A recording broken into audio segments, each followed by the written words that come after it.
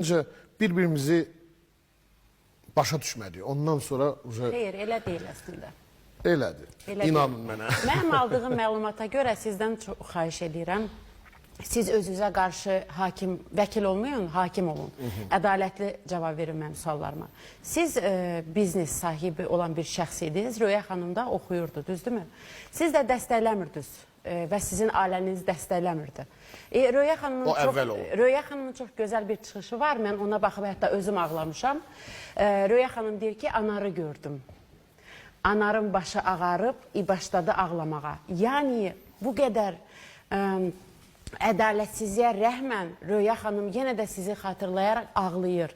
Və siz, inciməyin mən bu sözümdən, deyir, əsl kişi əgər bir qadına layiqdirsə, heç vaxtda qoymaz ki, onun göz yaşları axsın.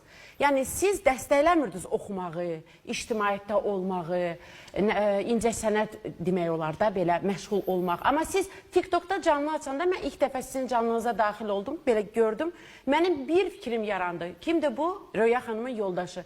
Yəni, mən demək istəyirəm ki, inciməyin mən bu sözümdən. Siz cəmiyyəti cəlb edirsiniz. Yalnız o statusdan ki, siz keçmiş Röya xanımın yoldaşısınız. Bu bir. İkinci növdə də siz Röya xanım haqqında yaxşı fikirlər söyləmirsiniz. Amma o sizin haqqınızda hər zaman çox müsbət fikir söyləyir. Və hətta canı yanır sizə. Bəli, o doğrudur. Amma